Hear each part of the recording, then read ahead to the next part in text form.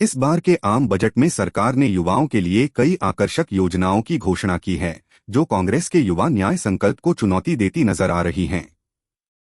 Budget में युवाओं के लिए इंटर्नशिप और सहायता भत्ता जैसी कई योजनाओं का ऐलान किया गया है, जो उन्हें कौशल विकास और रोजगार में बेहतर अवसर प्रदान करेंगी।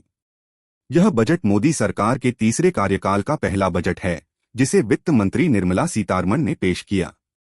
बजट की शुरुआत में ही वित्त मंत्री ने स्पष्ट कर दिया कि यह बजट गरीबों, महिलाओं, युवाओं और किसानों को ध्यान में रखकर तैयार किया गया है। बजट भाषण में सबसे अधिक जोर युवाओं पर दिया गया, जो कांग्रेस के युवा न्याय संकल्प की काट के तौर पर देखा जा रहा है।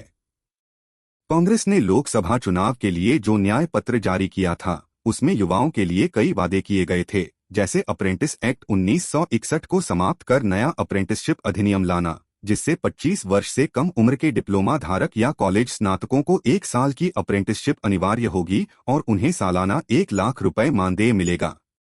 वित्त मंत्री निर्मला सीतारमण ने बजट में युवाओं के लिए प्रमुख रूप से इंटर्नशिप का ऐलान किया है। सरकार ने घोषणा की है कि देश की टॉप 500 कंपनियों में 1 करोड़ युवाओं को इंटर्नशिप कराई जाएगी। इंटर्नशिप करने वाले हर युवा को 5,000 रुपए का भत्ता और 6,000 रुपए की वित्तीय सहायता दी जाएगी। इसके साथ ही 5 साल में 20 लाख युवाओं का कौशल विकास किया जाएगा। बजट में एजुकेशन लोन को लेकर भी महत्वपूर्ण प्रावधान किए गए हैं। अब युवा देश के किसी भी संस्थान में प्रवेश के लिए एजुकेशन लोन ले सकेंगे, जिसका 3% ब्याज सरकार अदा करेगी। यह धन ई-वाउचर्स के माध्यम से युवाओं को दिया जाएगा और हर साल लगभग 1 लाख छात्रों को इसका लाभ मिलेगा। इसके अलावा कंपनियों को अतिरिक्त नौकरियां देने पर 2 साल तक हर कर्मचारी के हिसाब से ईपीएफओ योगदान का अधिकतम 3,000 रुपए रिम्बर्स किया जाएगा। नौकरी के पहले 4 साल में कर्मचारी और नियोक्ता दोनों को ईपीएफओ योगदान के आधार पर इंसेंटिव भी दिया जाएगा। कांग्रेस ने इस बजट को अपने न्याय पत्र की नकल बताया है।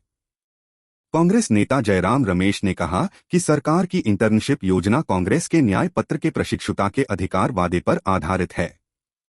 पूर्व केंद्रीय वित्त मंत्री और कांग्रेस नेता पी चिदंबरम ने सोशल मीडिया पर कहा कि वित्त मंत्री ने कांग्रेस के घोषणा पत्र में उल्लिखित रोजगार से जुड़ी योजनाओं को पूरी तरह से अपना लिया है।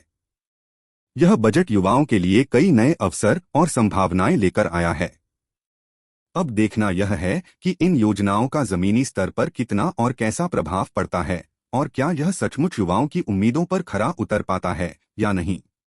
वहीं इस न्यूज से संबंधित आपके क्या विचार है, हमें कमेंट बॉक्स में जरूर बताइएगा। फिलहाल के लिए बस इतना ही। एक बार फिर लौटेंगे एक नई अपडेट के साथ।